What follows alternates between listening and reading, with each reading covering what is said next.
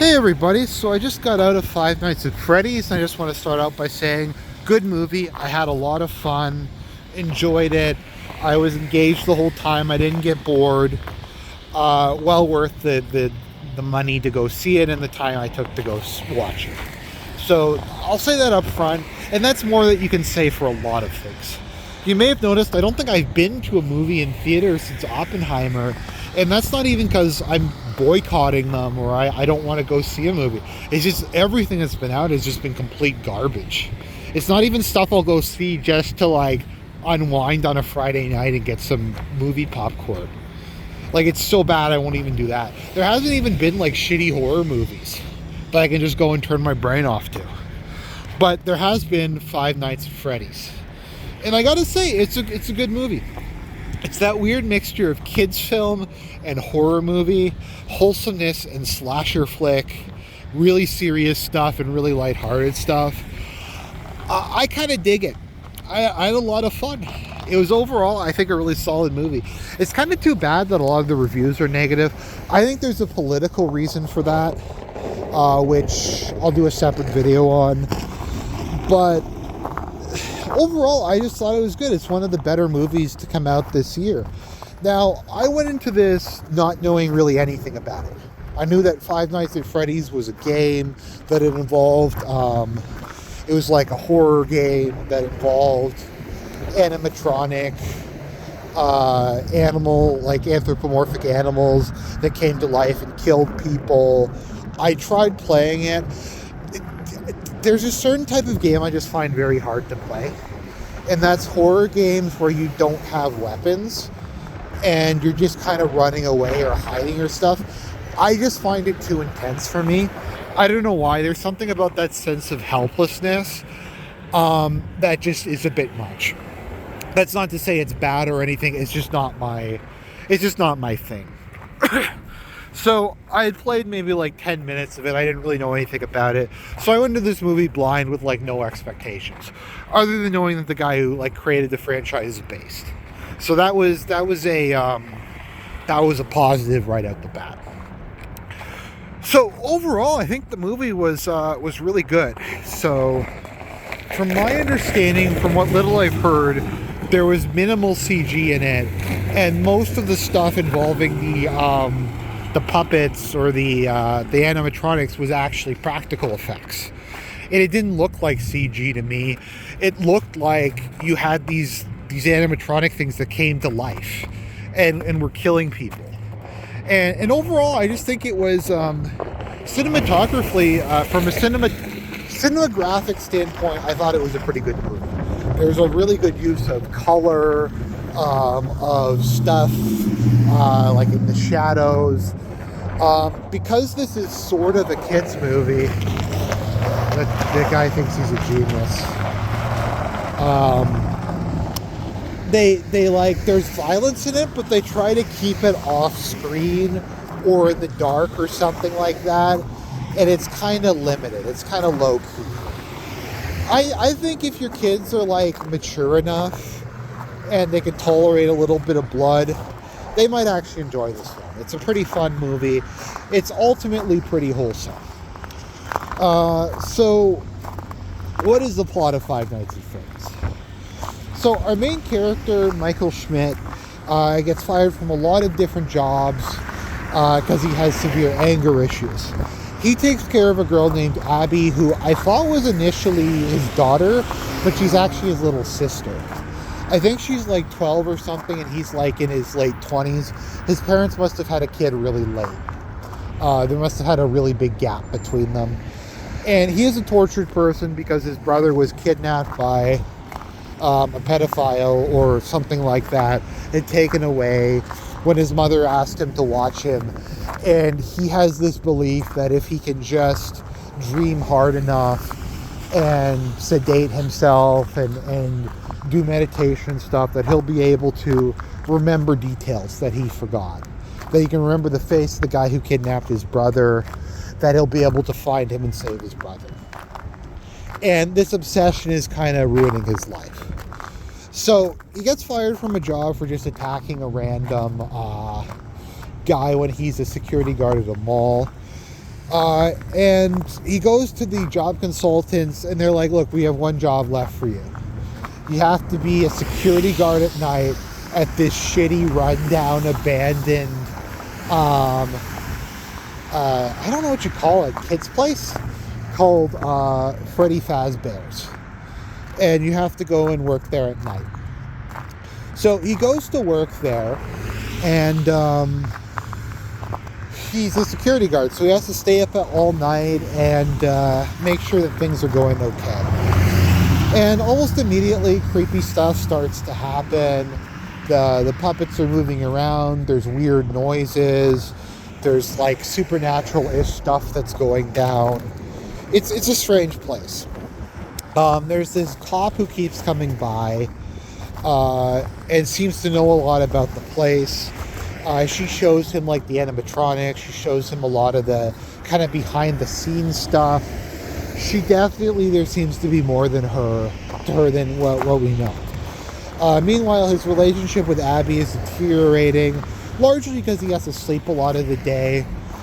He's kind of a massive loser, to be honest, because like he sleeps on the job at work, and crazy stuff keeps happening when he sleeps on the job. So he is kind of a loser. It is kind of his fault he's in this situation.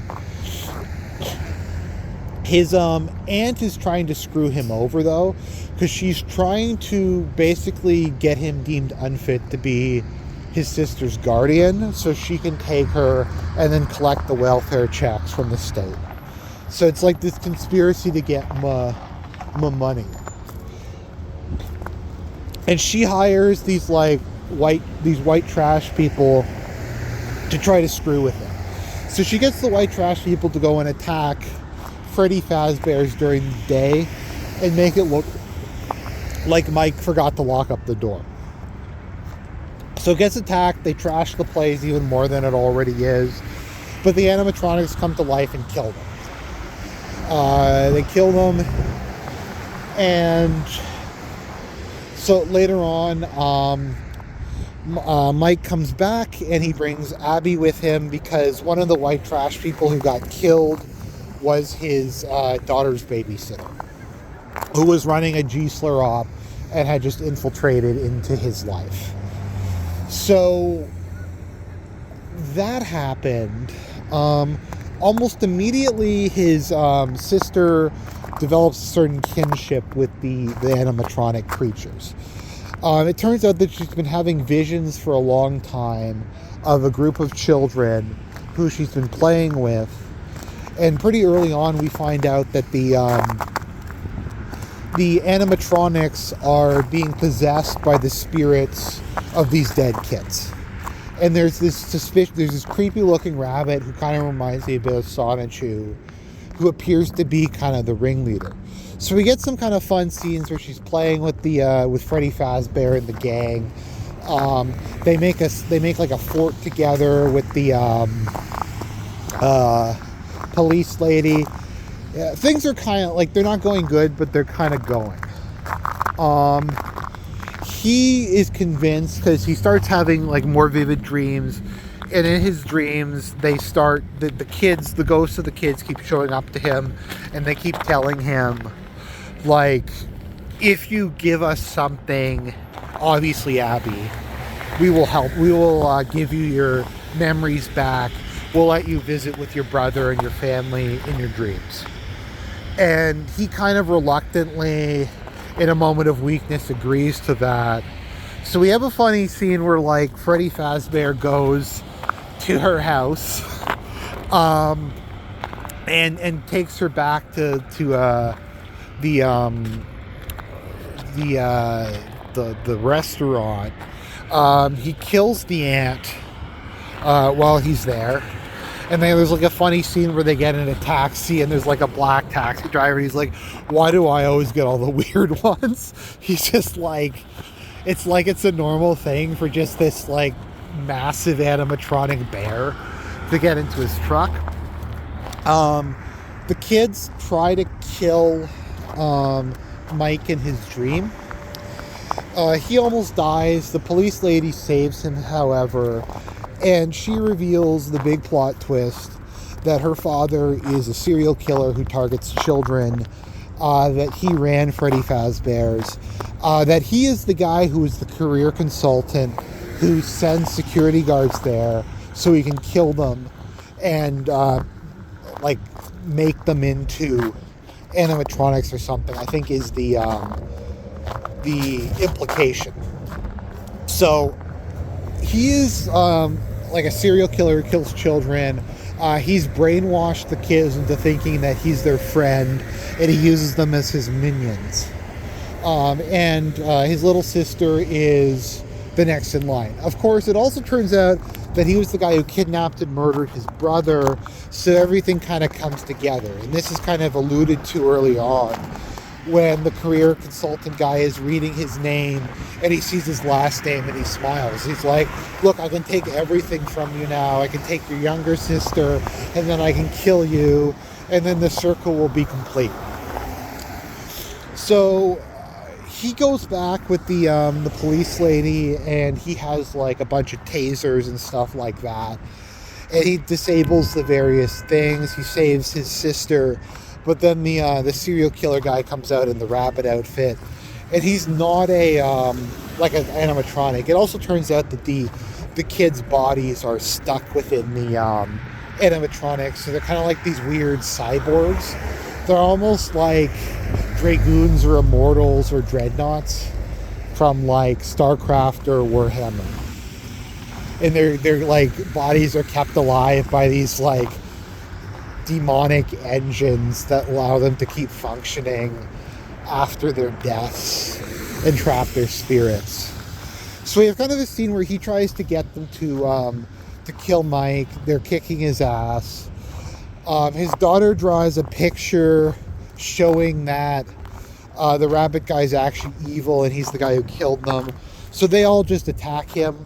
They activate the suit he's wearing. So like the various things that like lock them in and like drain their life force and stuff like that activate, and he starts to die, and they run out as the place starts to collapse. And then later on we have things have gotten better. Mike has a better relationship with his younger sister. The police lady got stabbed by her father, but she finally confronted him. She's in the hospital, and Mike says, I'll be there for you when you wake up. There's obviously supposed to be some kind of romantic implication between the two of them. And it ends definitively, but there's room for a sequel because the rabbit guy is still alive. Depending on your definition of alive. I'm not sure if he's like bleeding out or if he's merged with the rabbit suit and now he's become like an immortal animatronic pedophile rabbit. I don't know, but there's room for a sequel. And I hope there is a sequel. I hope we get more Five Nights at Freddy's movies because it was fun. So overall, I thought it was a good movie. It was a lot of fun. It was very wholesome, the relationship with Mike and his sister. He goes through his hero's journey and becomes way less of a loser. That happens. Overall, just I definitely like Five Nights at Freddy. I'd recommend it. Is it great? No. Is it a good, fun movie that you can enjoy and walk away with a smile on your face? Yes. And honestly, these days, that's about all you can expect. So God bless everybody. Go see the movie. Talk to you later.